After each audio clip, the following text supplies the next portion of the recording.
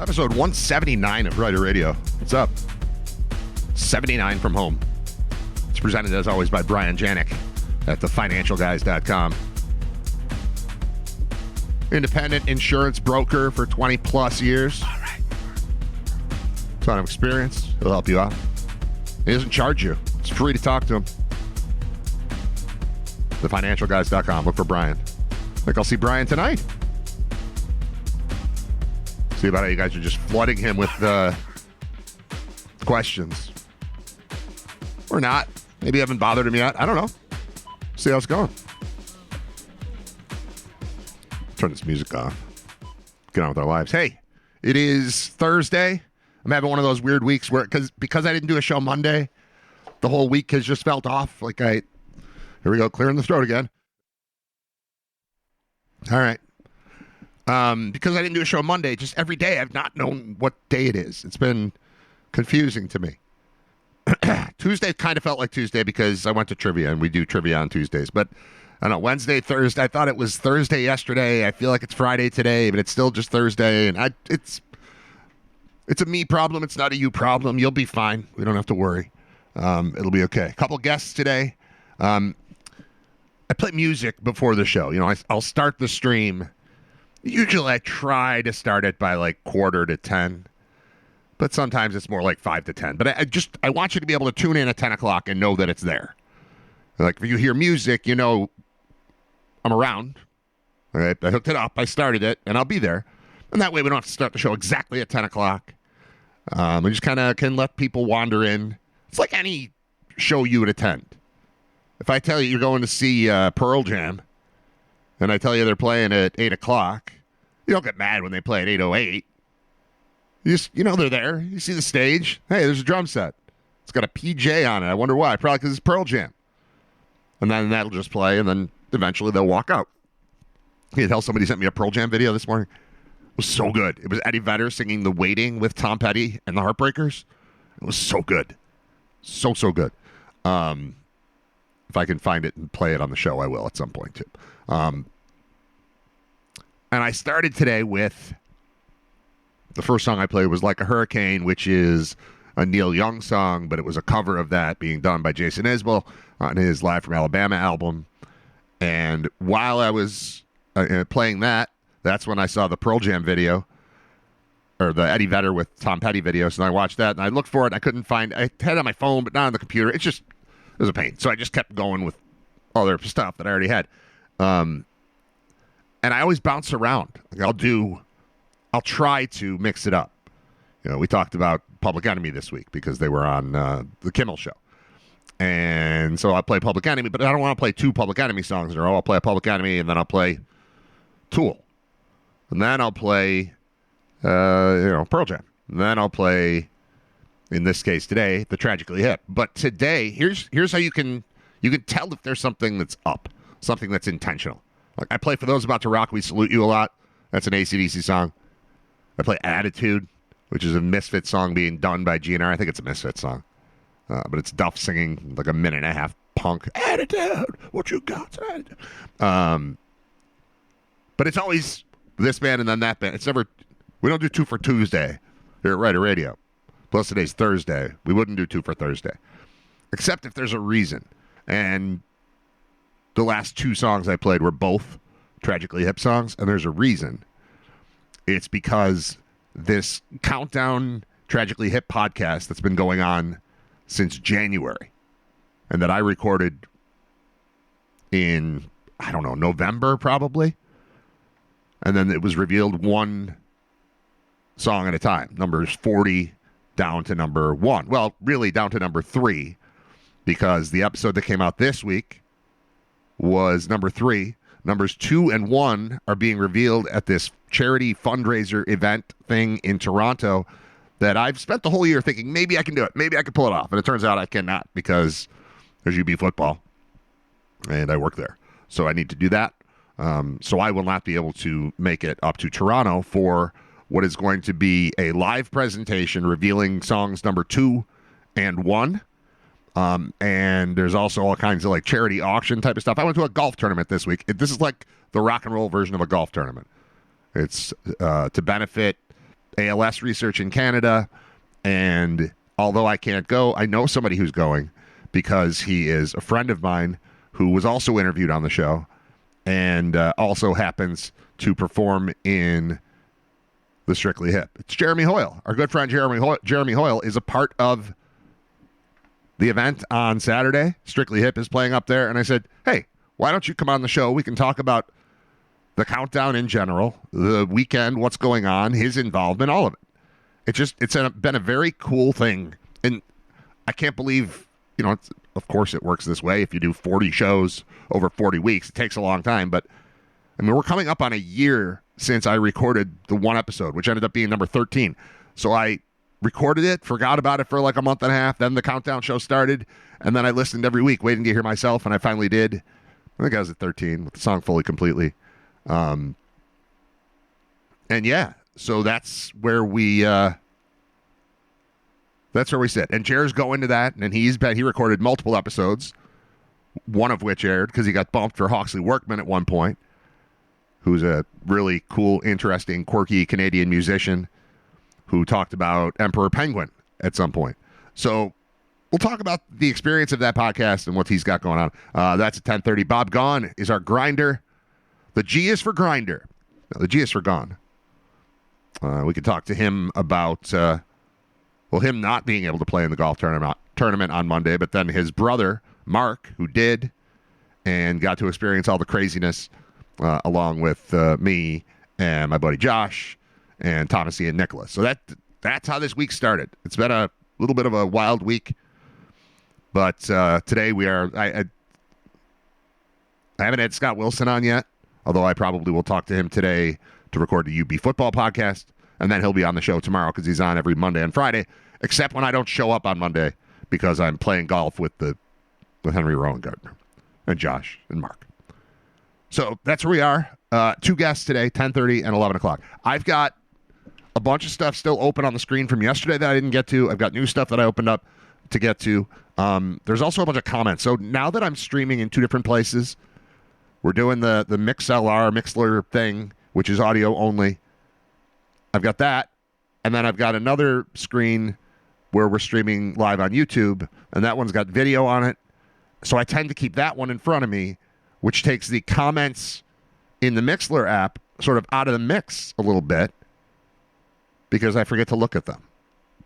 So I've got, there's like 15 comments from yesterday that I just never saw until this morning. So we're just going to work through. We start off talking about baseball. Some of the best pitching I've seen from Scooble and is it Crochet? I don't even know who that is. But I do know that I found a pitcher that I want to see. And it turns out he's like 37 and he's been around for a while. But the stuff he had going on 2 nights ago in relief for the Dodgers was awesome. Just watching the movement on this guy's ball. Blake Trinan is his name. He's no big deal. He's just a reliever for the Dodgers. But my God, he was super impressive to watch. Now I see a video. 2 consecutive pitches and 43 inches apart. Let's see what that is. I don't know if we'll be able to hear it. It's an Instagram thing. Is it going to let me even look? Yeah, it is. All right, let's see if we can hear. No audio? No audio. That's all right. It's just me watching this guy. All right. That ball is up high. Oh, I see. They're like piling pitches on top of each other. The bottom line is, if you get a chance to watch this guy pitch, it won't be today because the Dodgers are the one team that finished off their series yesterday. But everybody else is playing. All 3 of the other wild card series continue today. Each of them tied at 1. So the Reds are out. Dodgers move on. And then you've got, Tigers at Guardians, Red Sox at Yankees, and Cubs at Padres, or Padres at Cubs? I don't remember. But all 3 of those are happening today. So we'll have we'll know who the 8 teams remaining in baseball are after 3 games that all take place today. Been keeping an eye on it. It's interesting. I think I've mentioned this, but in our household, well, we've never had a real strong affiliation with any one team. We kind of root for teams based on what shirts our kids have that year. So we were the Braves for a while, and we were, for the most part, a Braves household. Those are the games we would turn on. We were the Dodgers for 1 year. My wife fell in love with the Dodgers and now walks around talking as if she's a Dodgers fan, refers to players by their first names as if they're her friends. She talks about Kike Hernandez like she talks about Josh Allen, which is, oh, come on, Kike. Come on, Josh. Like that kind of thing. So that's happening. And I support any baseball being turned on in our household. Anytime baseball's on TV, I'm happy. And really, a lot of it has to do with the rules changes and the pitch clock and them speeding this up. But baseball on TV is 5 times more interesting, more watchable than it was even like 3 years ago. With the speed with which they're moving, everything about it, it's just, all right, we got a problem. Our games were too long. And they fixed it, and it has made baseball much more tolerable. That said, I did not stick around for the entire game last night. We started watching the Dodgers, and they were down, I think, 2-0, and I just bailed on it. They won 8-something. So they'll move on. But we are keeping an eye on baseball. All right, we're also keeping an eye on the comments. Some of the best pitching I've seen from Scuba. Okay. Right on. I was at my sister's graduation. Oh, this is when I was talking about Chuck Schumer. I was at my sister's graduation at Buff State. Chuck Schumer showed up. Total shill. Probably around 2008. There's now a mention of DMX. I don't remember why, but I'm sure there's a reason. Game night, Alden modified against Fredonia. I don't know what happened there. Duke of Williamsville says, sorry I'm late. What did I miss? J-Man says, government shutdown, so good miss. Hey. Arbo says, good mix. Politics, LOL, but it's Brad's show. He's allowed, and I'll listen, and he's here to talk. That's right.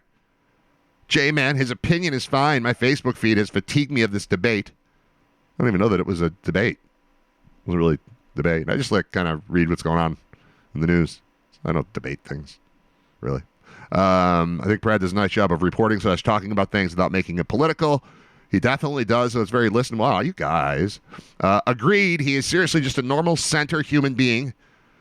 Then this is a catchy tune. I don't know what the catchy tune was at the time. I apologize, but it was 23 hours ago. I'm sure it was great. Most of the music I play is great. I almost exclusively play great music. Once in a while, I'm in the mood for something I haven't heard in a while, and it's not necessarily great. I'm just in the mood. But most of the stuff, if I play it, it's because I think it's great. Do you do this? Do you make a playlist? And then you're like in your car, you got Spotify on, and a song comes on from the playlist you made, and then you turn to whoever will listen to you and say, I love this song. It's like, well, it's called Brad's playlist. Songs Brad loves. Yeah, I would guess you love the song that's on the playlist that you made and named songs I love. I do that all the time. Yeah, if I play it, I usually like it. Will Smith and Jazzy Jeff, best hip-hop group, LMAO. All right. Look, I'm not going to try to put anything that Will Smith has done up against Public Enemy. Not really going for the same thing. It's not really the same vibe. But I will say that when I had a cassette copy of He's the DJ, I'm the Rapper in 1988, that was like the best thing I had ever heard. It was so good. It was so fun. I still think that's a fun album. I don't ever play it. But it's got like brand new funk on it. Charlie Mack first out the limo. Obviously, Parents Just Don't Understand and Nightmare on My Street are both on there. But it was just a fun, cool, a brand new funk. It was fun. Time to Chill. Time to Chill was a great song. Don't knock the old... He wasn't Will Smith. He was the Fresh Prince. Jazzy Jeff and the Fresh Prince were great. Until I think I could beat Mike Tyson. That was really a one-album thing for them. And then he was solo. I guess Summertime was a big hit, but that didn't come close to that first... Well, actually, it wasn't the first album. I think the first album was Rock the House, which I ended up getting, like going back and getting after getting He's the DJ, I'm the Rapper. But I'm just here to say, you don't get to just laugh at Will Smith. I know he's done some weird stuff. He still has not recovered really from the Chris Rock thing. I mean, I'm sure he'll be back at some point. But him as the Fresh Prince. And I honestly, I was a little too old for the TV show, I think, too. Like, there was something childish about it that made me not really watch it. But that album, man, when I'm in 8th grade, that's what my oldest is right now. Like, he's obsessed with Beastie Boys. He's digging out Beastie Boys stuff I don't even know. And, like, totally into it. So, I'm just saying, at age 13, that album was great. Super kid-friendly. It was like a nice gateway into where I would eventually land with the Public Enemies and NWAs and Ice Cubes and Ice Teas of the world. But Will Smith, as the Fresh Prince, was a gateway drug. And that's how it worked, I think, for America, really. I mean, I'm saying it worked for me, but that was a big deal. It was a big deal getting suburban white kids listening to sort of homogenized, friendly, we called it rap back then. It soon became hip-hop. But Will Smith, as the Fresh Prince, as a gateway drug, pretty good. All right, open on my screen here, episode 179 of Writer Radio. Oh, also, this is part of me saying the week has felt screwed up. None of the shows from this week have been posted online as podcasts. I didn't do a show Monday, and then Tuesday, I don't remember, something came up right afterwards, and the same thing yesterday. And so now it's like, I've got 3 shows to edit when I'm done with this one. I'm going to do it today. I've got to get those things online. It's the whole point, is to get them online. The live stream is fun. I enjoy doing it. I'm glad a bunch of you tune in for it. But the reality is the podcast is the bigger deal. So having it recorded and posted is more important than the live stream, technically. We're still going to do the live stream. I like the live stream. I think live makes it more fun, and also holds my my feet to the fire. If I'm just recording and releasing, I'm not going to do this at 10 o'clock every day. But I need to be in that rhythm. So this is what we're doing. This is for all of us. This is for me, but it's for you. Will Smith and Jazzy Jeff were a gateway drug to actual rap. Yeah, that's what I meant. I don't know about best, but most creative / innovative hip-hop group is Outkast. That's difficult to argue. Did they get into the Hall of Fame? Or were they just nominated for the Rock and Roll Hall of Fame this year? Either way, I get it. That's just craziness. It sounds like, I mean, they know it. They had an album called AT-Aliens. Yes, we're from Atlanta, and we're kind of aliens, is the way I took it, and the way I hear it, and the way that they've always sounded to me. In the best possible way, but just sheer lunacy that's going on with Andre and Big Boy. All right, NFL tier rankings for all 32 teams, from, quote, see you at the draft to inner circle. When the Bills are really good, I open every power ranking. I haven't seen one yet where they're not number 1 in the last week or so. All right, tier 5, see you at the draft. It's all the usual suspects. Panther. If you start with C, you're no good. Carolina, Cincinnati, Cleveland. Get out. Saints, Jets, Titans. Teams going nowhere fast. Next tier. Tier 4, probably bad. This is from CBS Sports. I was adjusting my fantasy football lineup and my kids' 4 teams because we never remember to do it on Thursdays. And so I went into, I'm on CBS Sports, and I started clicking around. So that's where we are right now. Tier 4, probably bad. Raiders, Dolphins, Giants. Yep, that sounds right. Tier 3, possibly frisky. A lot of teams here. Arizona, Atlanta, Baltimore, Chicago, Dallas, Denver, Houston, Indy, Jacksonville, Minnesota, New England, Pittsburgh, Washington. New England is interesting this week. Oh, I should get Michael Bryan on the show. Michael Bryan's my man in Boston. He's a stand-up comic. He likes football. Oh, yeah, I should definitely get him on. Plus, we're going to UMass next week. He's a big UMass guy. Maybe I'll see him next week. Yeah, we got to get Mike. Shout out to Mike. I don't expect that Mike is listening live right now, but I got to get in touch with him. Have him on tomorrow? Could have him on today at 11:30. I don't know. We'll see. Tier 2, probably good. Chiefs, Chargers, Niners, Seattle, Tampa. And then Tier 1 is Inner Circle. And they list 5 teams. Do you know who they are? Well, they're the 2 4-0s. That's the Bills and the Eagles. Plus the Lions, Packers, and Rams are the 5 that are listed here. What's it say? The Eagles and Bills are 4-0. They were Inner Circle contenders last year and just keep winning. There have been some fits and starts for Philly's offense, but we know how talented a team it is. And we've seen that the Eagles can win games despite not playing at their best. Buffalo has given us no reason to doubt that it is one of the league's best teams, with a rollicking comeback over the Ravens in Week 1 and double-digit wins over dregs in the other 3 games. Separating the Lions, Packers, and Rams from the rest of the teams near the top is a bit more difficult, but mostly comes down to ceiling.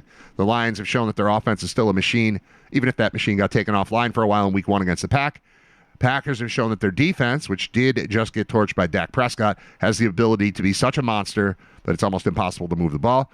And the Rams have shown that they can compete with anyone on both sides of the ball. Their only loss came on a block kick in Philly in a game they mostly controlled. All right, so there you go, top 5. They don't separate it out and rank them, but I guess it is alphabetical. They're in the inner circle, top 5, listed alphabetically on that one. But I'm checking them all. I'm monitoring. I'm ready to be offended if anybody puts the Bills anywhere but their top tier. There is an update on Tyreek Hill, who I don't root for injuries. I would never root for an injury. But if I were to root for an injury, I don't know. He's undergone knee surgery after his gruesome injury, and he has received some great news. All right, let's find out what the great news is for Tyreek Hill, because we're all rooting for him. Dolphins wide receiver Tyreek Hill has been through a lot. This is going to be one of those AI things that doesn't tell you anything. News quickly came out. Where's the good news? Drew Rosenhaus, his agent, announced that he's already undergone surgery, and according to doctors, things went well. He explained that additional surgeries will not be needed, so now he can focus on returning for the start of the 2026 season, which they listed as a realistic goal. It's about rehab, and he will play next season. The realistic goal is the start of the season. I've been listening to Drew Rosenhaus tell me about injury things for way too long, about realistic starts. And Willis McGahee, that was the same guy. Remember him? I used to have 3 phone numbers for Drew Rosenhaus in my phone. I don't think I have any anymore. I don't know where they would have gone or how they would have disappeared. I'm gonna check real quick and see if he's still in here. I'm not calling him. I just want to know if I can. All right. Jer Hoyle confirmed for 10:30, which is now. So I'm going to play a song and call him as I look up Drew R. Hey, I got 2. I've got 2 numbers. I'm sure these are no good. But I do have 2 numbers for Drew Rosenhaus. Just reminded me. All right, I'm going to play a song, and then we'll talk to Jer Hoyle, because he is playing on Saturday up in Toronto. He was a part of this countdown. I just like bringing him on. Any excuse to talk about the hip is good. So we'll do that in just a moment. If I hadn't played all of those hip songs earlier, I played 2 hip songs earlier, then I'd have one ready. But I don't want to repeat what I just played, so bear with me, because I want to I'm just going to play this one. This one is shortish, I think. 4:53. Too much. That's too much. Probably should just call him.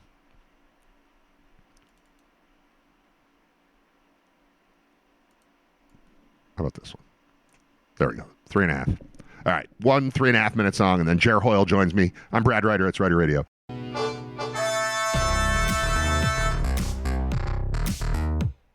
Any excuse to play the hip, any excuse to discuss the hip, I'm going for it. Any excuse to talk to our good friend Jeremy Hoyle, I'm going for it. We're doing all of those things today because there's a cool event going on. It's a thing we've been talking about, and I've spoken with Jer about it a couple times, in person, in studio, on the phone. We text about it. There's this thing called the Tragically Hip Top 40 Countdown podcast that has been going since new episode has come out every Monday since January 6th.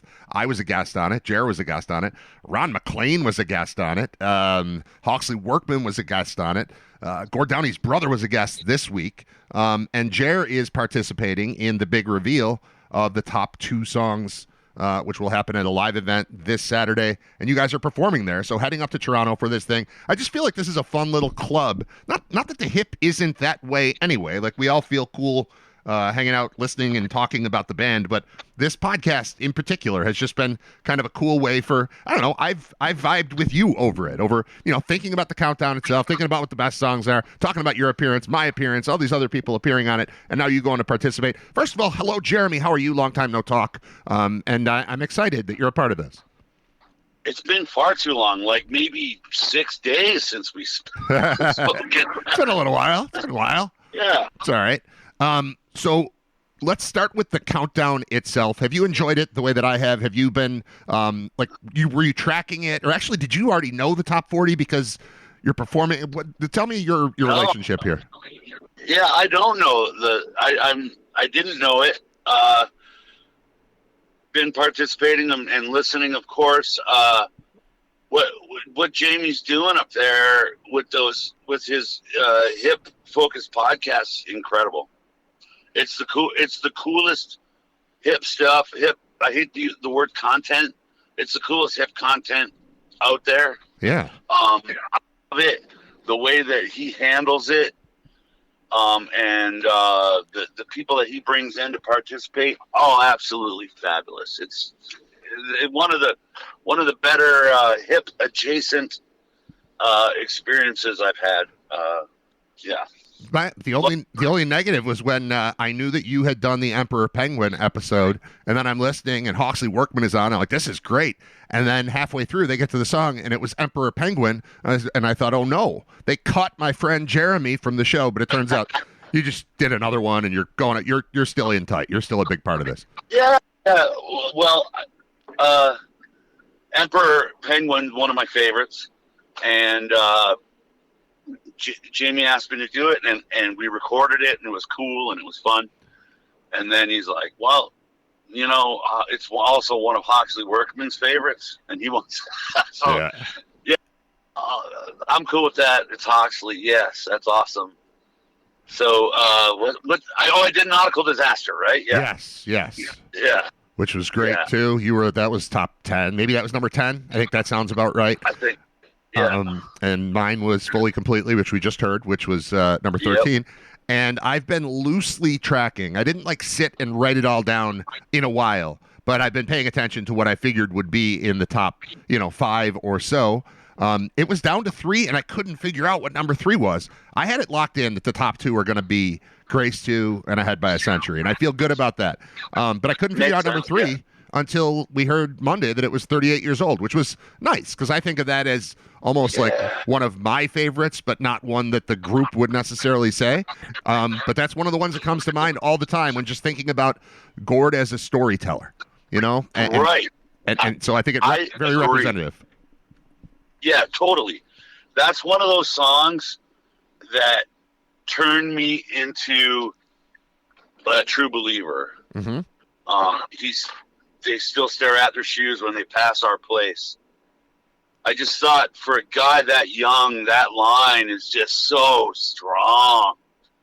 And that was the one that hooked me, was 38. Like, it, what a story, what a poetic way of telling the story. I don't think I've listened to your Fully Completely. Oh, really? I don't think I have. Well, you know what happened there?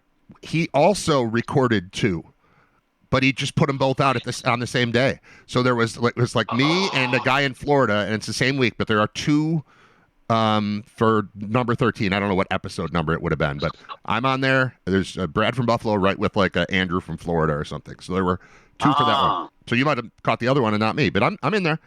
It was all right. It was pretty good. Do we have a moment to talk about Fully Completely? Yeah, I would love to. I would love to talk about Fully Completely. I'd like to hear your thoughts.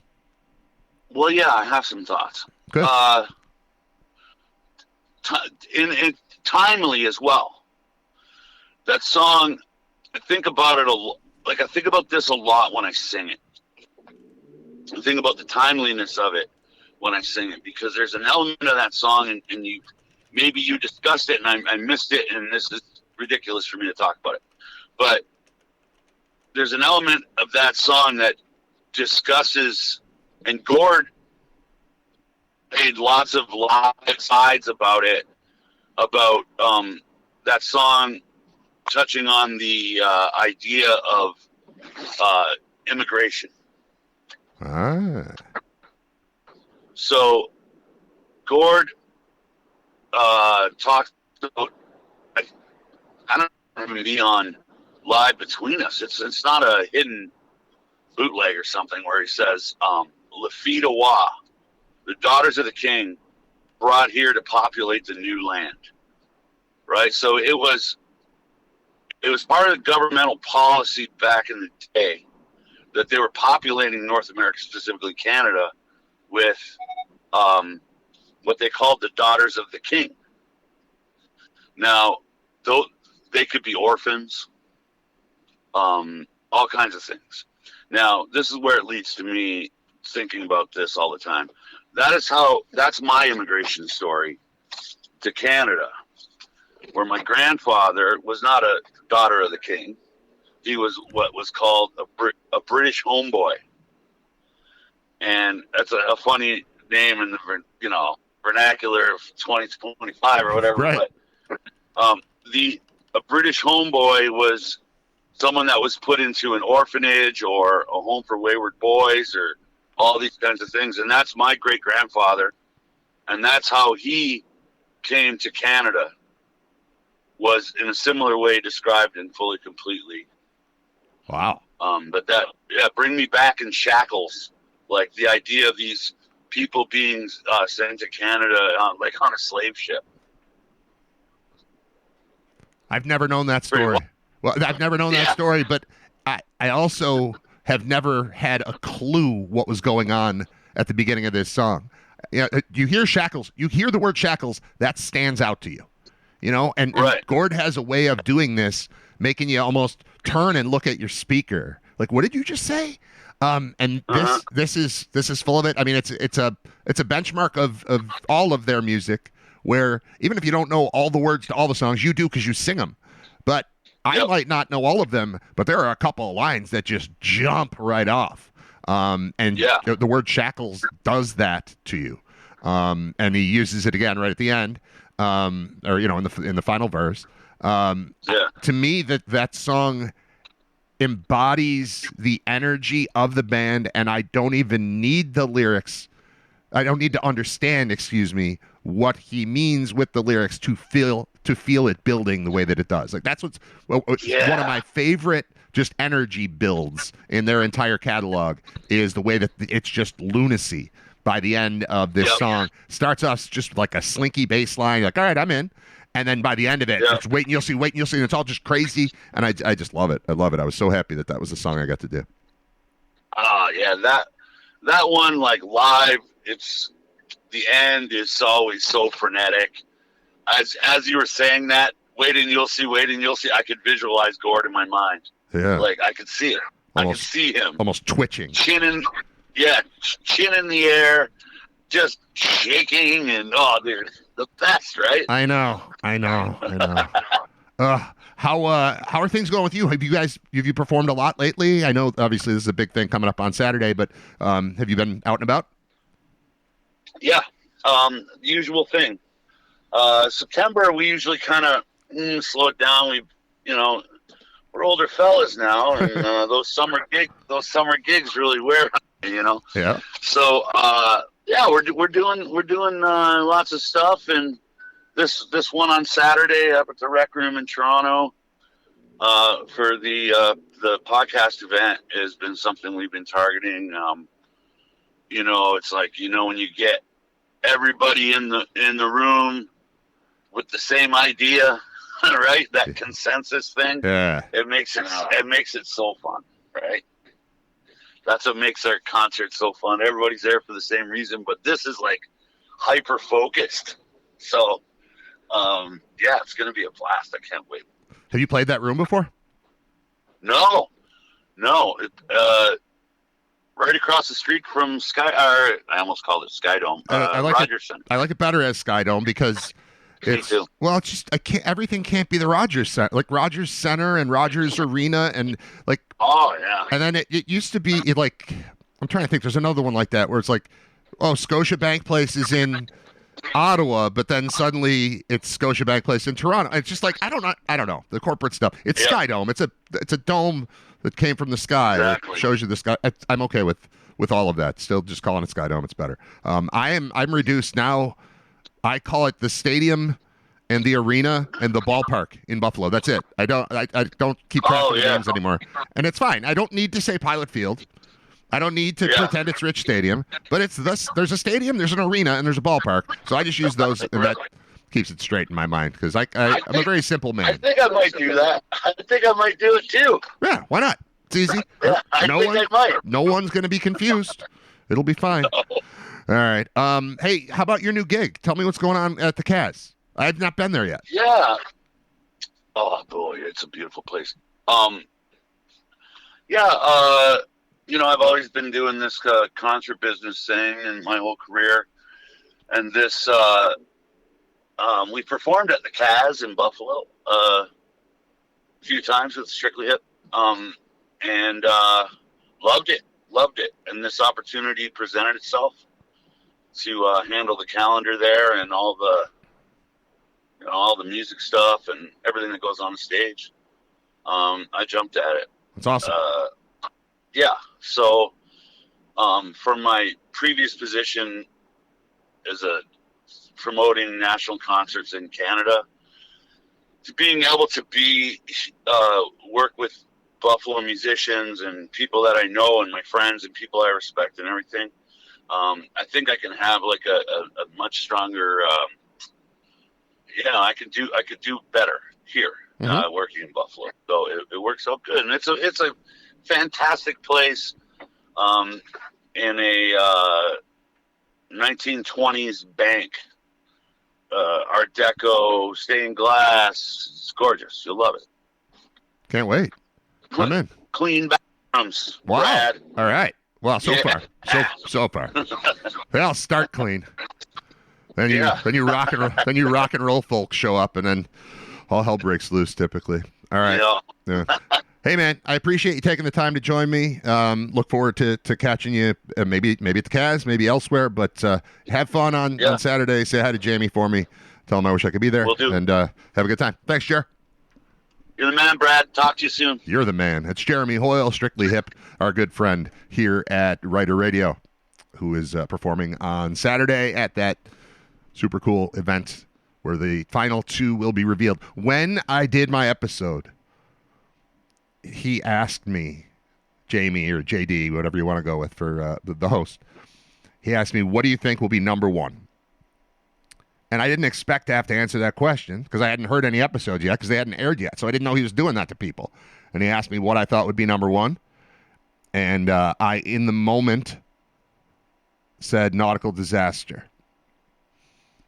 And then I woke up the next morning and emailed him and said, I changed my mind. I think it's Grace 2.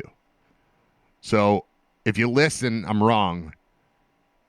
But if you see my email, which you won't, but I'm just telling you, I got like a 50-50 chance here. Head by a Century was the last song they ever played live as a full unit with Gord at that final Kingston show. It was the last song. And that tells me that they think that it's at least in contention for being their best song. But I think the most stunning moment of that final show was during Grace 2.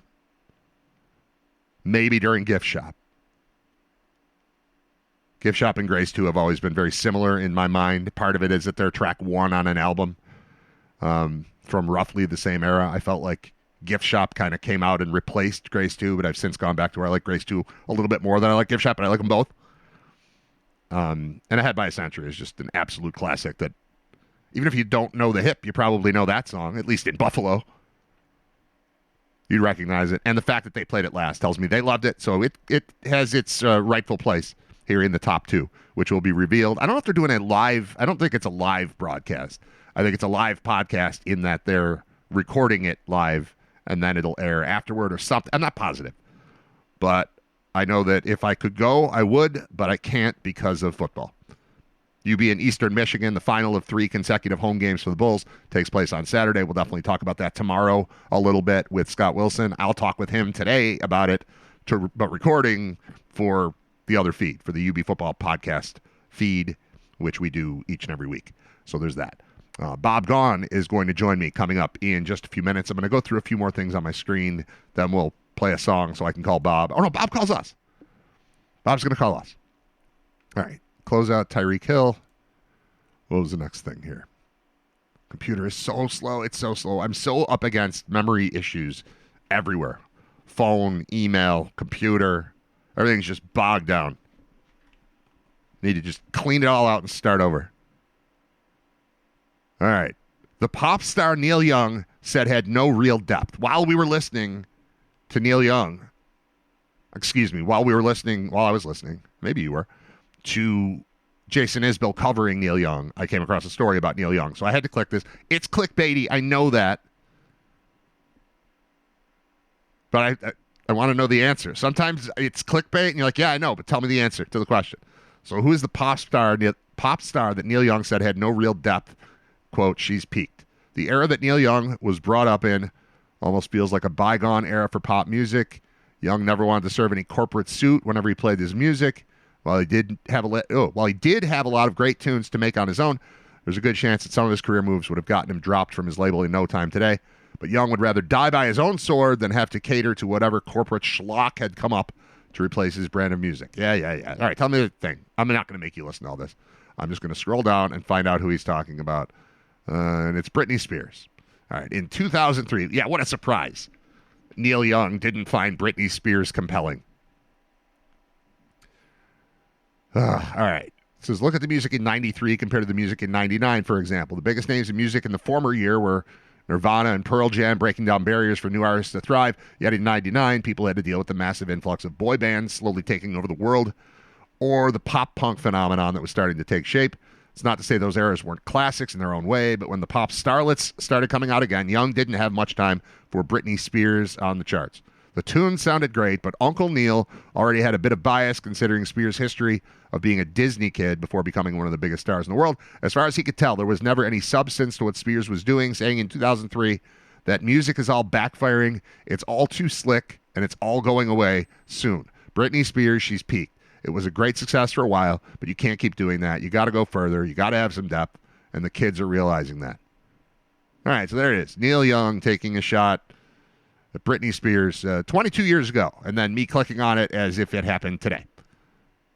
And that's the era in which we live. I was in the car the other day listening to, I don't know what station, but it was just it was a woman, young woman, and she was talking about kids and how she had this whole rambling speech, and it ended with, but kids, make sure that the ramen noodles aren't too hot when you're making them or something. And I thought, this is weird. It sounded very much like a show prep service. They do that. If you're in radio, you can subscribe, and you get an email every morning. It's like, here's stuff for you to talk about, to just blab incessantly. It doesn't work when you host a talk show. It works when you host like an FM type of morning show where it's mostly music, but then sometimes you come back and drop some little story. You know, the kind of stuff that I seek out and read on the air at times. But it's a service that's provided for you. And this sounded so much like a service thing. But what I did not know is that it was connected to something larger. It sounded like completely random. Like, why is this woman telling me about kids being careful with hot water? It's because there's a ramen trend that has been inspired by my son Andrew's favorite movie, K-pop Demon Hunters, and it's causing serious burns, doctors warn.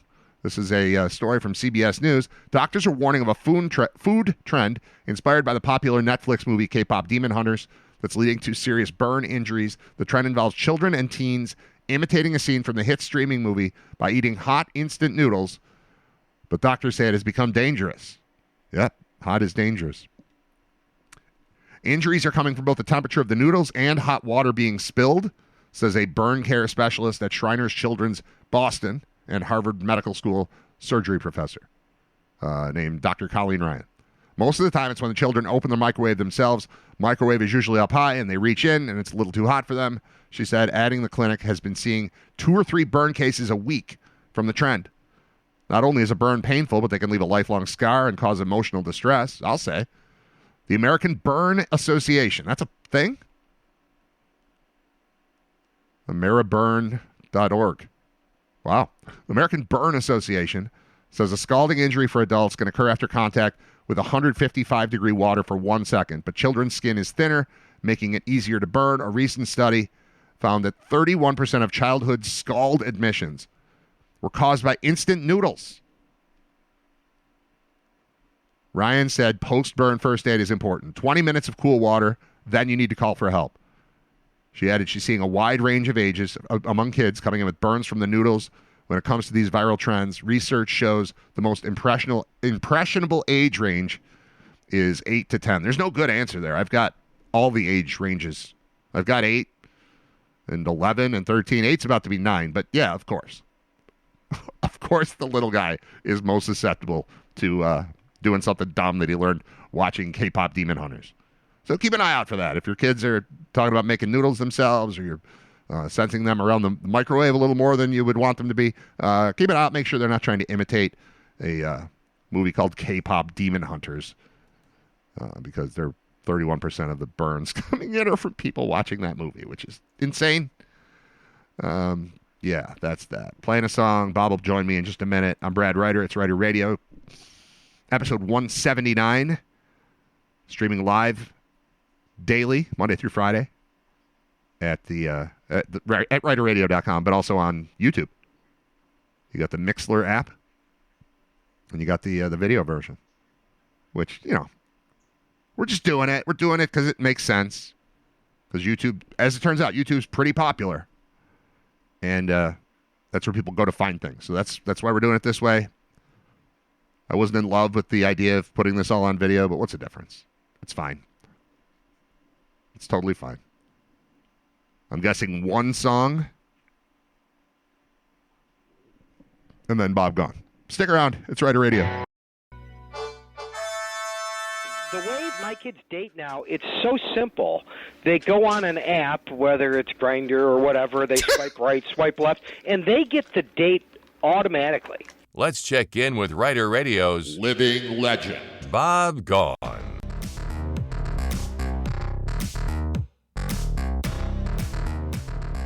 Episode 179, and Bob Gaughan has been on once a week the entire time. Tomorrow's episode 180, and that means a lot of Bob. We have a lot of Bob, and we like having a lot of Bob because he brings it every single time because he's a grinder. What's up, man? Hey, Brad, how's it going? Going great. I guess you guys had an incredible golf outing on Monday with my brother. It was a little crazy. Yeah. You guys should have won something. I don't know if you talked about this, but you really should have won something because the way Mark explained it to me, he was the only guy in your foursome that had golfed this year. Is that correct? Yeah. I think I asked my wife if I had played once this year. She said she thinks no. So either I've played once or none prior to Monday. My buddy Josh had not played in, like, he sold his clubs 10 years ago and borrowed clubs from my dad to play. And then Thomas Ian Nicholas, he said, when I asked him, are you a good golfer? He said, I'm a charity golfer. And I said, when's the last time you did charity golf? He's like, I don't know. It wasn't this year, though. So, yes, Mark was the only one who's played this year. And we shot even par, which is not great in a scramble, but pretty great for three guys who don't play. No, I was going to say, you should have won. You guys shot even par. And by the way, this was a tough course. Yeah. And I haven't played there in many, many years, but my memory is and you guys played from the tips or played from the blacks. Yes. So you guys, and you shot even par. Yeah. That's actually incredible. I know. That's unbelievable that you guys shot even par with three guys. You should have won something from the tips. Mark says you actually would be a good golfer if you had. I know you don't have time to play because he thought that you hit the ball pretty well for having not. Yeah, well, that's my thing. My golf game has always been. And Jeremy makes fun of me, but you're almost always going to see something you've never seen before if you play a full round of golf with me. But the thing you're going to see, I'm going to hit some really good shots. I'm just going to hit a lot of shots. So, the percentage-wise, like I'll have some great, it's never great hole. Well, it's not never, but it's rarely great holes. But there are often great shots mixed in. Like we're not great off the tee and it's a par 5 and I just rip a 5-wood 240 yards. Like that kind of stuff happens a couple times during the round, but that's about the extent of it. So, I thought what stinks is when you're in a tournament like that and you come back and you're feeling pretty good because, like, I think we had probably 2 bogeys, 2 birdies, everything else is a par. And coming back feeling good about your score and then hearing, oh, we were 9 under. We're not even close to winning. Oh, we were 12 under. 12 under ended up winning. We're not close, but it still felt right. Still felt good. Especially with one golfer. But bear in mind, those guys had golfed. That's true. This year. More than likely. You were the only, I guarantee you were the only foursome that had 3 people that hadn't golfed all year. That's I would go out on the limb and say, I guarantee you that was the case. Right. And the fact that you guys, if I was setting the over-under, let's put it this way. If I was setting the over-under, I would have set it at like 6 over on a tough course, playing from the tips on a tough course. Because, I mean, again, Mark has played a lot. Yeah, it shows. He's good. But at our age, we don't play from the tips ever. No. Ever again. We just can't hit the ball that far. Yeah. But, you know. No, I don't know that I've ever done that in my life. Maybe like somebody forced me into it. I would never choose it, but that was the whole point of this tournament was it's the back tee golf classic, so we're playing from the tips and seeing how it goes. So, yeah, I mean, generally speaking, I was very pleased. And we had a great time, too. I mean, it was I obviously I know your brother and I know my buddy Josh. Thomas and Nicholas I didn't know at all, but I would imagine your brother had a great experience with him, too, because he was super cool, super fun. Yeah, it was. It was a great experience. Speaking of great experience, saw David Byrne last week. My wife loved it. Absolutely loved it. She claims I fell asleep. This is a huge bone of contention in the Gaughan household. For our 30th anniversary, we go to her favorite artist, and she claims that I fell asleep. Now, in my defense, first of all, I could fall asleep in an MRI. I mean, I could fall asleep anywhere, particularly when it's dark. I mean, but I didn't know like 15 of the first 16 songs. I knew it finished up. I knew like 5 of the last 6. I didn't know a lot of the songs. I claim, and I was clapping after every song. That's what she said. She said the one thing that it was a little that you might not have, because somehow you composed yourself to clap after every song, even though I think you were sleeping because your head was bobbing. I said, well, yeah, see, my head was bobbing. It was down and it was bobbing. You know, I mean, that was it. So in her estimation, this isn't just you fell asleep. This is you kept falling asleep. Is that the implication here? Like repeatedly? Yeah. Like she said there was a couple of songs she thought, but she said in between, then I would, this was in that first 15 songs, that I'm supposed, but then I compose myself to clap, and then the next song starts in my. All right. Well, you know what I think that is? I think that's the same. That's the same as like my dog used to fall asleep in the car, but then as soon as we would stop the car, the dog would pop up, go, what's going on? Yeah. And then go right, start moving, and the dog goes right back down. My son Drew kind of does that as well. So it's a very similar thing. Like the clapping wakes you up. You're like, okay, I'll clap. And next thing you know, you're out. I only know of one concert where I fell asleep. And that was Ray LaMontagne, and it was at UB Center for the Arts, and it was horrible.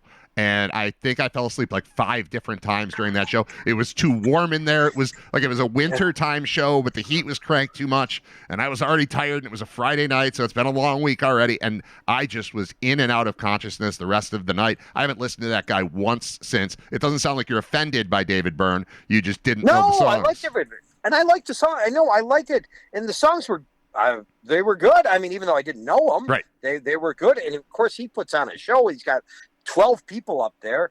Now I know why the tickets were so expensive, because he's got to pay 12 other people other than himself. I mean, he puts on a great show. Yeah. And I actually do like it. No, I really do. It's just again, and it's kind of uncomfortable. I will say this about Shays. I don't know if you've been to Shays, but it was built for people, whatever year it was built. Let's just say it was built in, pick a year, 1942. It was built for the way people looked in 1942, after the war, and they were all thin because they didn't eat that much or something. It was not built for people like you and me. No. You're kind of like, it's not that comfortable. You're in there, and with him, I mean, there wasn't an empty seat. So every seat's taken, and I'm kind of sitting with my arms together because there's no stretching out. No. At all. No. It's not a comfortable. I haven't been there in years. and maybe I was younger and thinner, but it's not that comfortable of a venue. No, I'll be honest. it's a lot like I don't know, like some of the charter flights for UB, where it's like, okay, we just got to I got to get through this because it's me just jammed in there. Like my knees are kind of near my chin, and my back hurts, and my arms are all squished in, and it can be like that. So yeah, you better really like what you're seeing. That place opened in January of 1926, Bob. 1926. So yeah, people were not. It's 100 years old. People are not built the way that they were back then. Did you ever look at like somebody and like, okay, now I know I'm struggling, and I'm looking at you, pal, and you got about 150 pounds on me. I don't even know how you're fitting in that seat, right? Or there's somebody next to you, because there are some big boys that that take it out on all you can eat buffets. I'm like, how are you fitting in this seat? Because I am struggling. And you are a lot bigger than I am, so I'm not sure how everybody fit in there. But I will say, again, great concert. David Byrne is great, in spite of the fact that my wife says I fall asleep. I highly recommend. I might never see him again because at his age, and he might never come back this way again. Even though he seems like he's a New York City guy, so he's not that far away. But but he's 73 years old, and he's still performing like he's 25. So how long is that going to go? I don't know. I would have loved to have seen it. I remember at some point knowing about the show, and then maybe I just got scared off by ticket prices, knowing that my wife doesn't care that much about him. It would have been either just me or paying. That just kind of hurts to pay that much when only half the people really want to see the artist. So I don't know. I forgot about it, and then you were going. I was like, I would have done that, but I just never did. What do you think about this? I think there were a lot of people. So my wife sees him like in '83 at Buff State. My brother saw him in like '84. He was working in Binghamton. And I had talked to my friend who knows a lot about music, Mr. Brutal, who said he thought that they went to a lot of college campuses. As I'm looking around, I'm thinking first of all, I think it's an educated crowd. And I think it's all people that could have seen him in college campuses in the 80s. Yeah. Okay. Do you agree that the David Byrne audience, there aren't, and I don't want to be a snob, because I'm not a snob. There weren't many knuckle draggers there. It seemed like all people that might have seen him on college campuses in the 80s. Does that? Oh yeah, that rings true. It's a thinking man's band or woman's band. They were ahead of their time with everything they were doing. I don't think there aren't a lot of dummies. Like, what's your favorite band? Talking Heads. Either you just know Burning Down the House, or maybe a couple of them, or you're super into them, or you're just not aware of them. But if you're aware of them, it's definitely, for sure. There's this there's an almost arrogance to everything that they're doing, but it comes off correctly, like an artsy arrogance, Greenwich Village vibe coming off of the whole thing. No knuckle draggers. That's for thinking. Talking Heads are for thinking. No, I don't want to sound like I'm a snob or anything, but no, but it's not a Nickelback show. You're not. If you don't get it, then, or even Journey or whatever, Queen. I don't know. There's a different vibe here. There's a different audience to this crowd. I kind of like it. To be honest with you, I kind of enjoyed it, because there's a lot of people that I'm just thinking it's one of those things. I guess you just don't get it, right? You know. Well, let me throw this at you. You've experienced this a ton. What about the crowd at a college football game compared to a crowd at an NFL game? Look, I love the Bills. I love Bills fans and all the stuff. But there is a different, once I started going to college games, partially it was going to UB games when they were terrible. And I was going, and you just notice the conversation's a little bit different, and there's just less lunacy. It's not just noise, it's people thinking. And then I started going to like Ohio State football games. And even that, it's a madhouse at the Horseshoe, but there's still just like this elevated level of intelligence that I think exists at college games. I have not been to, I haven't been to LSU. I don't know if it translates there. I haven't been to Alabama. I don't know if it translates there, but there's a different level, and I would compare David Byrne to college, and Talking Heads to college football as opposed to NFL. Well, I went to an LSU Alabama game, so let's talk about, and well, you've been to Ohio State Michigan game. Yep. You've Twice. Yep, okay. So now I'm expecting like a Bills like crowd where there's going to be, FU and swearing and just there wasn't that. Right. I was like taken back saying these people are really nice to each other. Civilized. I can't believe it. They are very civilized. You come to a Bills game and you wear opposing gear and you're going to be you are really asking for it at a Bills game. And that is not what you get at an LSU Alabama game.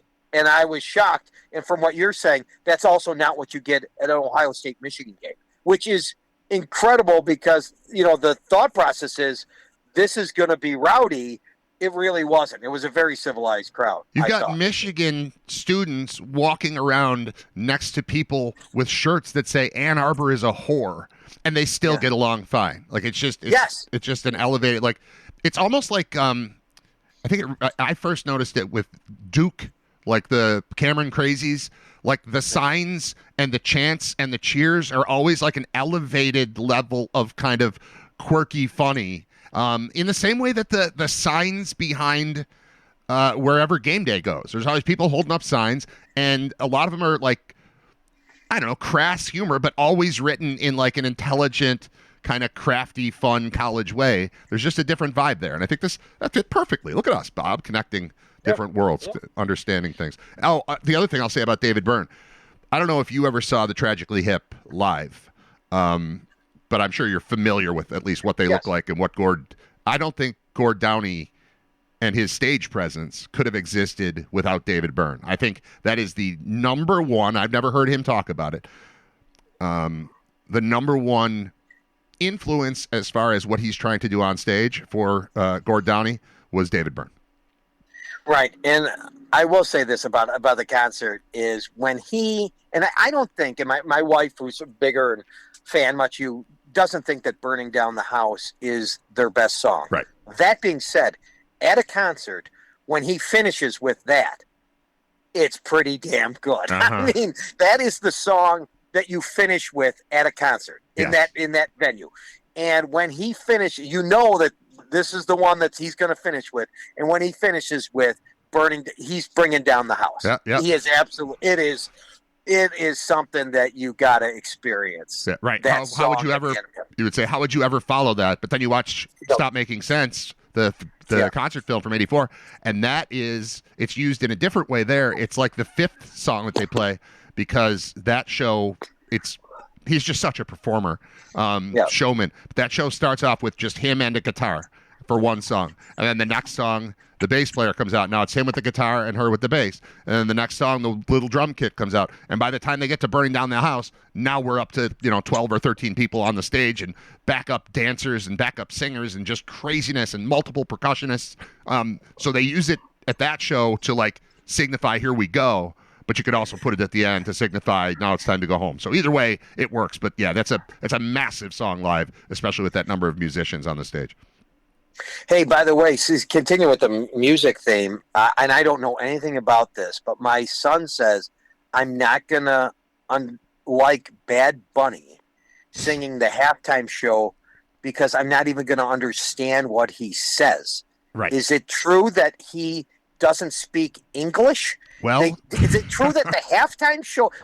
Is it true, Brad? Now I'm coming to you for music, right? Yeah. Is it true that the halftime show of this Super Bowl is not going to be in English? Is that possible? It certainly seems to be trending in that direction. Are you kidding me? No. See, I don't know. No, he said he likes him. I will say this. He says he likes him. He says you're not. He just said to me, he says you're going to hate it. You are going to hate it. I'll like it. This is the king of Grindr coming saying you're going to hate it because you're not going to understand a word he says because I don't think it's going to be, or a large part of it will not be in English. I'm like, what? Well, I said I got to talk to Brad about this. There's no way the NFL could have done a halftime show that's not going to be in English. Yeah. Well, I mean, the first thing I thought was, wow, they're really catering to this international crowd. The fact that there's talk now of there maybe being 16 foreign games to be played at some point so that everybody participates in one.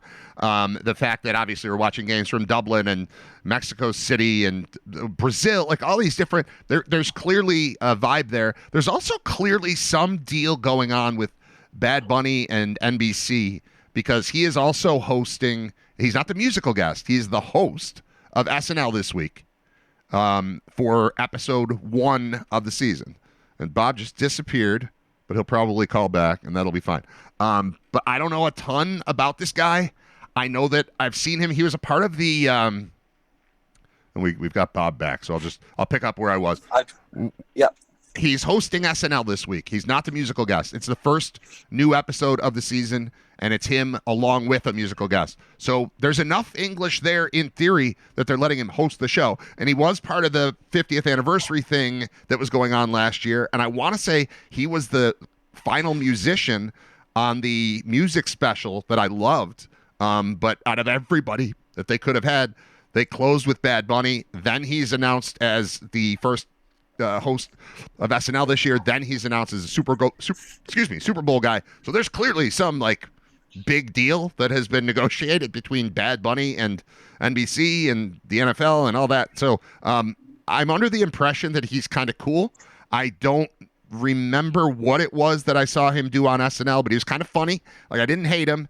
I just don't think that that's anything that I have any interest in seeing as the Super Bowl halftime show, but it's not for me, I guess. So I'll let it slide. You know, I just want a rock band to come up there and play 5 songs and go away. I don't know. I just had to run it past you because I couldn't believe. I guess it's true. Yeah, I mean, I think it's going to be in Spanish. I think it's going to be primarily Spanish. Maybe we use subtitles. All right, last 2 things. One, let's go back to the Ryder Cup was awesome, but it's interesting to me, and that you just went in a golf tournament. How you and I are playing together. How do you put guys together? Do you and this would go back to Monday. Do you put guys together that drive the same distance so we're playing similar distances? Do you put guys together that have complementary games? You know what I mean? Sure. So I'm a good driver. You got a good short game, something like that. I don't know how they do it, but it's incredibly interesting. But somehow the Americans haven't figured it out because they got into a hole because they don't put their guys together very well at all. You put 2 studs together. They haven't done that. Scotty Scheffler is like 1-8-1 in 4-ball, and he's like the best golfer in the world. So because they don't try and put him with like the best guy because we don't want to put 2 good guys together. Right, let him carry one group and let the other guy carry another group. Yeah, exactly. It's not working out. But to me, it's incredibly interesting. And one of the things that you have to know, analytic-wise, there were like 132 combinations that you could have figured out between the American teams and the European teams. Okay. And the Americans put Morikawa and English together, and analytics-wise, they were 132 out of 132. Okay, so they get smoked. They get smoked on Friday. Now this is interesting because they go back to the captain and say, "We want to be together again." Now they're 132 out of 132 in terms of analytics, and they come back to you, and this is Keegan Bradley, and say, "We want back in. We're going to do so much better." So what do? He puts them out there again on Saturday, and of course they lose again on Saturday. But it's kind of a tough spot when 2 guys come to you and say, "We want back in, Brad. We want back in." Yeah, and you're thinking to yourself, "Wait a minute." For the sake of America, I'm going to have to say no to you, sir. Like, I'm here to save you from yourself. That's what the captain is for. The captain is here to avoid you being able to make this bad decision on your own. I don't know what I would do. I do know that I can't think of anything more stressful for me, and probably for you too, than if we were playing like with money on the line and it was alternate shot. Like, could you imagine that? No. Like, what that would even be like? Oh my God, that's the opposite. Like, scramble is the best. That's for sure the best format for people like us, right? Like, go out there. We knew we had 1 golfer and 3 people who maybe might do something okay, and we only had probably 2 shots where we didn't have something really playable the whole time. And those are probably, the reason we had 2 bogeys, we had a couple birdies and got ourselves back to even. But at least there, it's like, all right, we're going to let Mark hit last. I'm going to go up there and try to rip one. And if I do, cool. And if I don't, I still have 2 guys who are probably going to hit it down the middle. And then Mark, who's probably going to hit it really well. And we let the pressure sit on him. But alternate shot, where it's like, all right, if it's Mark and me, or you and me, Yep. you just hit a great tee shot, and now it's on me to not screw it up, and I got to deal with you and your attitude. I know the jokes you're going to be making if I don't make this shot. So it's like, what am I supposed to do there? That is the scariest part of team golf to me, is the idea of alternate shot. I have nightmares about it. I would absolutely agree. Hey, let me finish up with the Stone Cold Lock. Actually gave you guys a good one last time. New England, who blew out Carolina, hopefully can do it again this week with, I think the Chargers bounce back. And they're playing Washington. Washington might get Daniels back, but Washington's pass defense is absolutely putrid. Atlanta, who got shut out by Carolina, lit up the Commanders' defense. So I think Herbert has a good day, good bounce back day, coming back home. And the spread's only 2.5. So the Chargers minus 2.5 at home against the Commanders. Let's finish up with that as our Stone Cold Lock. Love it. All right. Thanks, Bob. Great to talk to you. We'll talk to you next week. You got it. Thanks, Brett. All right. Thank you. There is Bob Gaughan. He has our grinder, as you know. You know that, right? The way my kids date now, it's so simple. They go on an app, whether it's Grindr or whatever, they swipe right, swipe left, and they get the date automatically.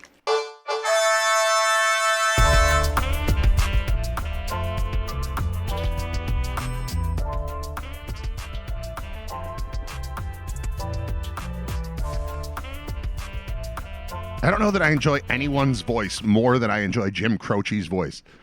I also cannot believe, and if you're familiar with Jim Croce, he was a singer-songwriter. You just heard him there. Had a handful of very popular songs. That was one of them. That was Operator, but Bad Leroy Brown, Time in a Bottle, I Got a Name, Have to Say I Love You in a Song. He's got a bunch of just good, pleasant 70s stuff. There's nothing that sounds better to me than that. Like, he just so good. But the crazy thing is to look at a picture of him and recognize that he died at age 30. The entire time he was performing, looked to be 58, but was actually in his 20s. And he died before I was even born. He died in 1973, yet his music, I was born in 74, his music was a staple of my childhood. In part, I'm reading because he died in a plane crash the day before he had an album coming out. The album, I Got a Name, was released December 1st, 1973. Okay, sorry, the single came out. The single, I Got a Name, came out the day after he died.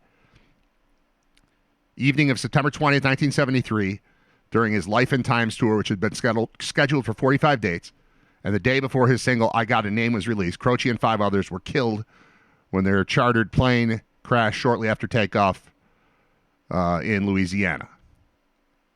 Others killed in the crash were the pilot, bandmate, manager, booking agent, road manager, and a comedian. The crash occurred an hour after Croce had finished a concert at Northwestern State University's Prather Coliseum.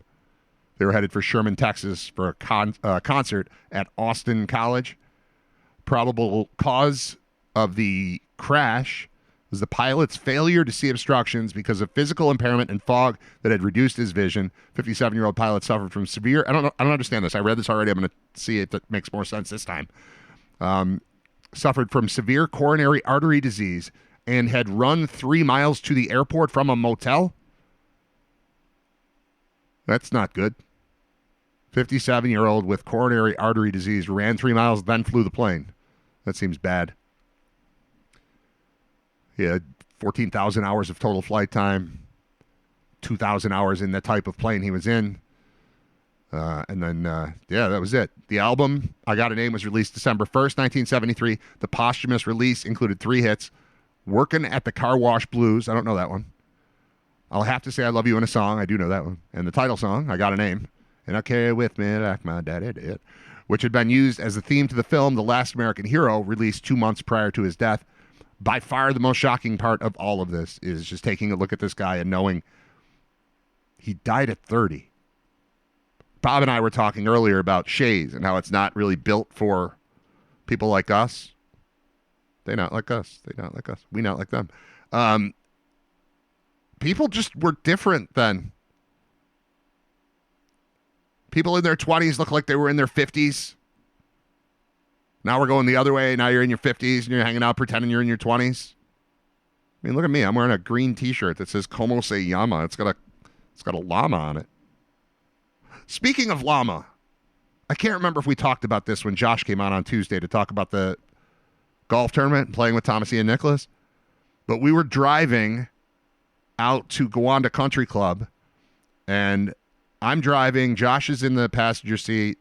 Tom is in the back, and he hasn't spoken for a while. And if I told this story the other day, I apologize, but I just thought of it now because of the llama on my shirt. And I said, I see, like, hey, Tom, look, a llama. I bet you didn't expect to see a llama today. And then he just went into the whole Dalai Lama speech, the Bill Murray, Carl Spackler, Dalai Lama speech from Caddyshack. Just did the whole thing, just in the backseat of the car, which I have friends, I have acquaintances who I've known who just speak almost exclusively in movie quotes. And I think we can all agree we don't like those people. For some reason, when it's an actual actor quoting a movie, it was cooler and funnier, and I liked it. So Thomas Ian Nicholas doing the whole quote from Caddyshack, funny. Whereas if Josh had done it, less funny. But because it was him, it was funny. And I have a llama on my shirt, so that just reminded me of the llama and the Dalai Lama and all that. Jim Croce died at age 30 and looked like he was 72. But no, I'm looking at this day in history. Born on this day, Sting, the Police, born in 1951. That makes him what, 74 today? Is that right? Sounds right. Sting, 74. Groucho Marx was born on this day in 1890. Groucho Marx was born in 1890 and lived 3 years longer than Jim Croce, who was born in 1943. I think that's what I said. 43, 42, something like that. He's born in the 40s. Groucho Marx born 1890 and lived till 1977. Annie Leibovitz, American photographer known for crisp, well-lit, and intimate portraits of celebrities for glossy magazines, was born on this day in 1949. Fact of the day, 1950. Peanuts comic strip debuted in 7 U.S. newspapers. It would eventually run in more than 2,600. The cartoonist almost named Charlie Brown's dog Sniffy. He wanted the dog's name to be Sniffy, but there was another comic dog with that name, and therefore Snoopy was born. We could have spent our entire lives here, since 1950, talking about Charlie Brown and his dog Sniffy, if not for that name already being taken. Also on this day in history, what do we got here? First shots of the Texas Revolution fired in the Battle of Gonzales. There's a part of American history I just don't understand at all. Like, I should dive into Texas. What was going on there? Like, I remember the Alamo, but not really. On October 2nd, 1835, growing tensions between Mexico and Texas erupt into violence when Mexican soldiers attempt to disarm the people of Gonzales, sparking the Battle of Gonzales. Texas, or Tejas, as the Mexicans called it, had been a part of the Spanish Empire since the 17th century. However, as late as the 1820s, there were only about 3,000 Spanish-Mexican settlers in Texas, and Mexico City's hold on the territory was tenuous at best. After winning its own independence from Spain in 1821, Mexico welcomed large numbers of Anglo-American immigrants into Texas in the hopes they would become loyal Mexican citizens and keep the territory from falling into the hands of the U.S. During the next decade, men like Stephen Austin brought more than 25,000 people to Texas, most of them Americans. But while these immigrants legally became Mexican citizens, they continued to speak English, formed their own schools, and had closer trading ties to the U.S. than to Mexico. In 1835, the president of Mexico overthrew the Constitution and appointed himself dictator. Well, that's not nice.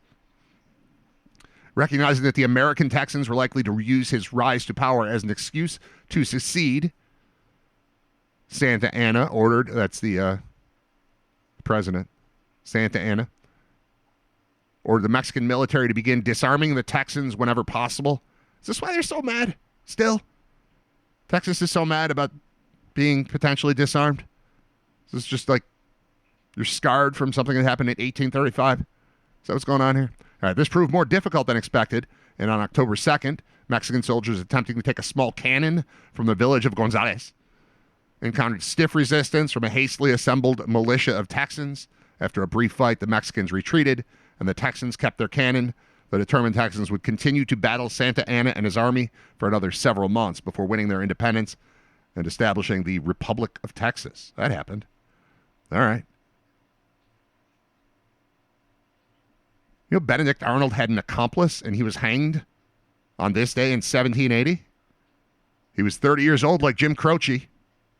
British Major John Andres, hanged as a spy by the U.S. military in Tappan, New York. I assume that's Tappan, like the Tappan Zee Bridge. Or something I've always wondered and never looked up. What is that name? What is Tappan Zee Bridge? Might look that up. Woodrow Wilson suffered a stroke. Did you know that? 1919, President Woodrow Wilson, who had just cut short a tour of the country to promote the formation of the League of Nations, suffered a stroke on this day in 1919. The tour's intense schedule, 8,000 miles in 22 days, cost Wilson his health. He suffered constant headaches during the tour, finally collapsing from exhaustion in Pueblo, Colorado in late September. Managed to return to Washington only to suffer a near-fatal stroke on October 2nd. His wife Edith blamed Republican opponents in Congress for her husband's stroke, as their vehement opposition to the League of Nations often took the form of character assassination. See, none of this is new. It's 1919. It's like, he had a stroke because of you people and your words. It's your fault. Edith was even suspicious of the political motives of Vice President Thomas Marshall, closely guarded access to her husband. She kept the true extent of his incapacitation from the press and his opponents. While he lay in bed, unable to speak or move, Edith purportedly insisted that she screen all of Wilson's paperwork, in some cases signing Wilson's name to documents without consulting the convalescing president. Edith, however, denied usurping her husband's position during his recovery, and in her memoirs insisted she acted only as a steward. He slowly regained his health, but the lasting effects of the stroke limited his ability to continue to campaign in favor of the League. In 1921, Republican Warren Harding's election to the presidency effectively ended efforts by the League's supporters to get it ratified. Wilson died in 1924, so 5 years after suffering a stroke, he died. But that stroke came on this day in 1919. What else did I have from today? Where did I just shut the... Oh, I screwed up. That's all right. We're going to play a song. We'll be right back. It is Writer Radio. It's the 179th episode, which seems like a lot. It is a lot. Oh, I never turned on the camera for this segment. That's okay. You don't need the camera. You don't need to look at this. Listen. We're here to listen. I got to check out the comments, too. I haven't looked at comments again. All right. The score. Okay, back here. This is from yesterday still. Brad, you have to do Alabama State College dance team. Quote, an announcer called them the Ozempic team. I'll look that up. Fugees. The Score is an album. You could listen to the whole thing. Wu-Tang. We just got into like best rap groups. I'm still on Public Enemy. You can't take Public Enemy away from me. But I respect these other answers. Harry says that Bad Bunny speaks English but primarily sings in Spanish. And then Jay Miller asked who a song was that I played at some point recently, and I don't know. I'm going to guess it might have been Ben Folds 5, Best Imitation of Myself. It might have been Jim Croce, Operator. It might have been Enema by Tool. I think those are the last three songs I played. And this was 9 minutes ago, so it's probably one of those. I'm guessing Ben Folds 5, Best Imitation of Myself, is the one you were talking about. That was very piano-y. And then Operator is Jim Croce. I feel like you would know that one. I've still got this thing of 80s mellow songs. Like, do other people like The Flame by Cheap Trick in the same way that I like The Flame by Cheap Trick? I love The Flame by Cheap Trick. How about Sea of Love by Honey Drippers? Anybody care about Sea of Love by Honey Drippers? I thought this was so stupid when it came out in the early 80s, and now I think it's awesome. Robert Plant singing and not screaming. Robert Plant being like this charming kind of, I don't know, elder statesman of rock and roll even at that time in the early 80s. I didn't get it back then. I mean, that song, Big Log, I thought that song was terrible back then. I've heard it recently. It's great. I like it better than most Zeppelin stuff. Sea of Love is good, too. We're going to try it. I haven't listened to this one in a while. Here it is, Sea of Love by the Honey Drippers. It's Rider Radio.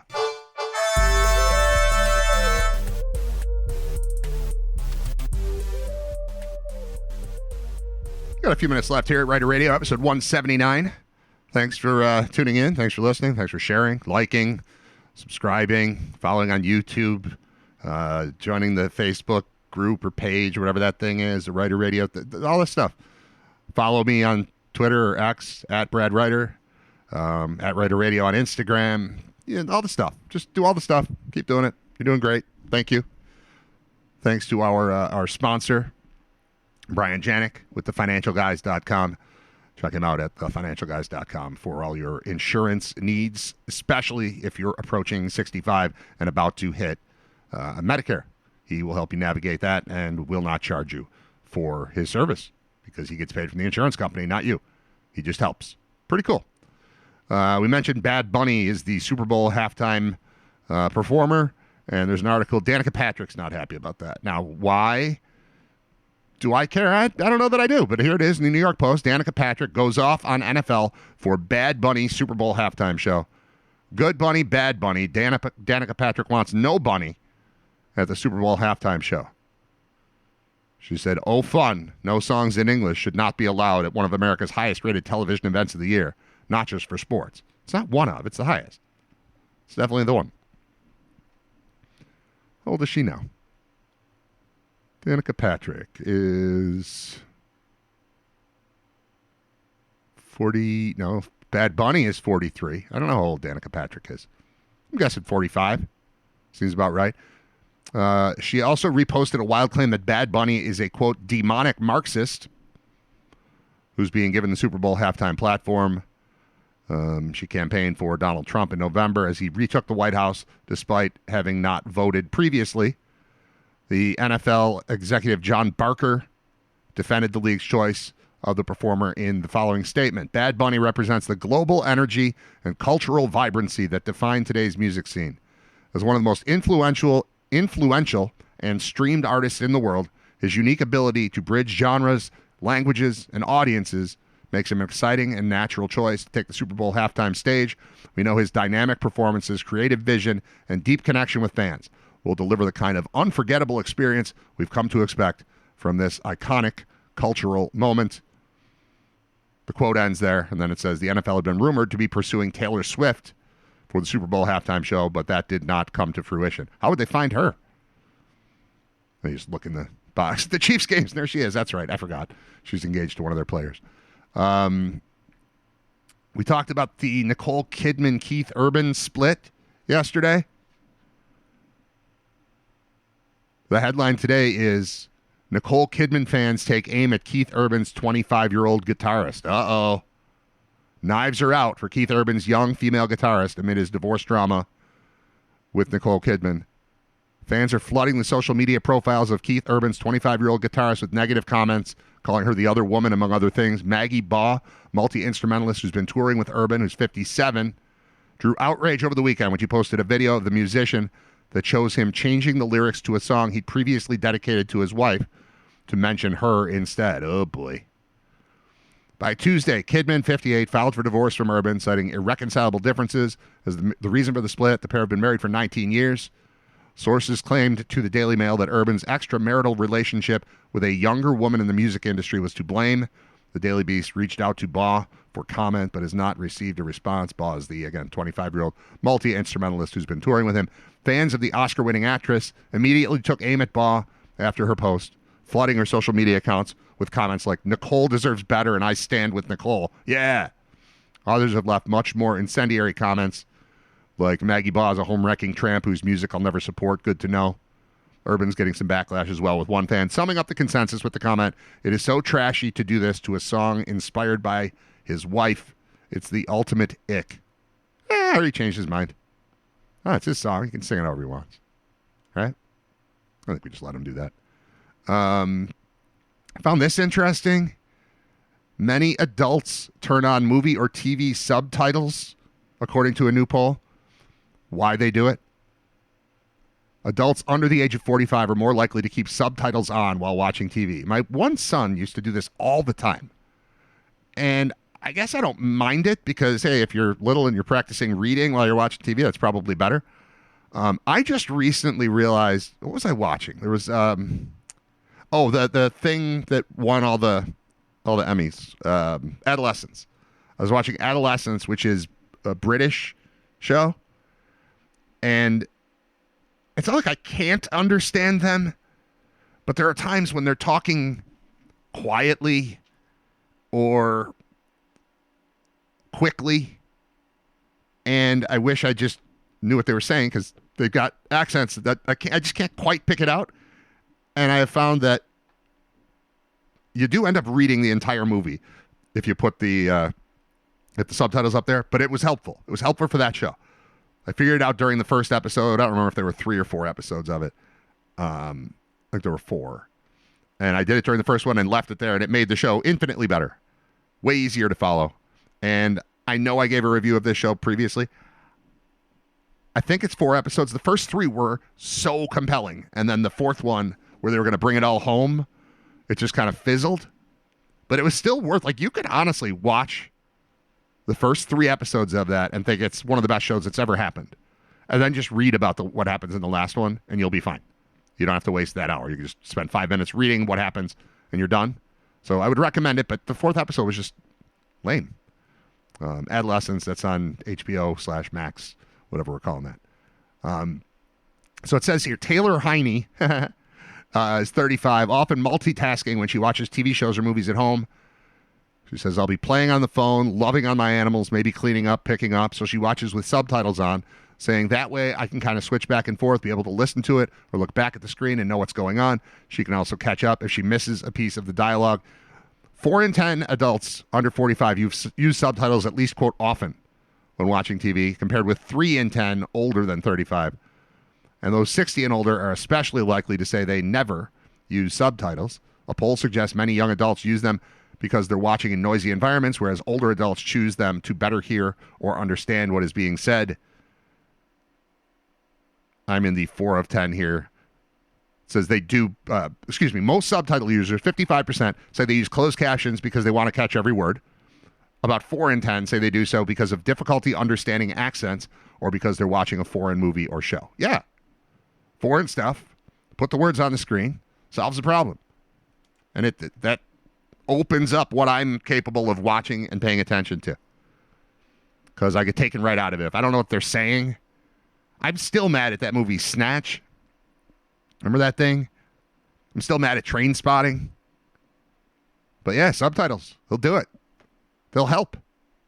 They make life better. And finally, the kid, the baby. He's not a baby anymore because the album came out in 1991. But the baby who's naked on the cover of Nevermind by Nirvana has lost his legal case. He's trying to sue Nirvana. He was photographed as a baby on the cover of Nevermind and has failed in his attempts to sue the band for distributing child pornography. It's not child pornography. It's a kid swimming. It's just the cover of an album. Yeah, you can see all of them, but it's just a picture of a baby. He was 4 months old at the time. Spencer Eldon. This has been going on for a while. He was pictured swimming naked underwater on the famous 1991 album cover. He sued the band and photographer Kirk Weddle, but a judge has ruled that, quote, neither the pose, focal point, setting, nor overall context suggests the album cover features sexually explicit conduct. A lawyer for Nirvana said, we're delighted the court has ended this meritless case and freed our creative clients of the stigma of false allegations. He originally filed a lawsuit in 2021, arguing that his identity and name were, quote, forever tied to the commercial sexual exploitation he experienced as a minor, which has been distributed and sold worldwide. The judge dismissed it in 22 because Eldon submitted it after the 10-year limit for filing a civil case. An appeals court overturned that decision, allowing him to refile. However, the judge has now ruled that beyond the fact Mr. Eldon was naked, nothing came, quote, close to bringing the image within the ambit of the child pornography statute. He likened the image to a family photo of a child bathing and said it is, quote, plainly insufficient to support a finding of child pornography. Quote, nudity must be coupled with other circumstances that make the visual depiction lascivious or sexually provocative. The judge also cited factors including the presence of Mr. Eldon's parents at the photo shoot, the fact the photographer was a friend, the fact he had previously embraced and financially benefited from being featured on the album cover. His legal team, Mr. Eldon's legal team, told Rolling Stone they respectfully disagree with the decision and plan to appeal. As long as, quote, as long as the entertainment industry prioritizes profits over childhood privacy, consent, and dignity, we will continue our pursuit for awareness and accountability. Yeah, at age 4 months, you can't really make decisions for yourself, but your parents did, and it was a friend, and you made money off it, and knock it off. If you don't talk about it, I'm not going to know. Even if I meet you, maybe now I'd be like, Eldon, that sounds familiar. Weren't you naked on the cover of Nevermind? But in reality, it's just a picture of a baby. Nobody thinks about who that is. You're drawing attention to it. If you want to not feel exploited, you could just not talk about it. No one would know. No one would know it's you, and no one cares. So, sorry, naked baby. You're out. They're appealing. I don't mean naked babies are appealing. I mean the family is appealing. He and his... You get what I'm saying, right? They're appealing the case from a legal... That came out way wrong. I didn't mean for it to be that. All right, we're done for today. That's it. I'll be back with you tomorrow at 10 o'clock. Scott Wilson will join me. Also, we'll record a UB football podcast at some point today, Scott and I. And you should look for that. UB Bulls Insider. And look for our latest episode, which I would imagine will pop up either this afternoon or tomorrow morning. What are you doing for lunch? I don't know. I have a turkey sandwich. We're gonna go around the corner. I think you should come with us. This is a great place. Okay. We brought you a shirt. Will you get out of here? Will you get out of here? Will you? Now, will you go to lunch? Go to lunch.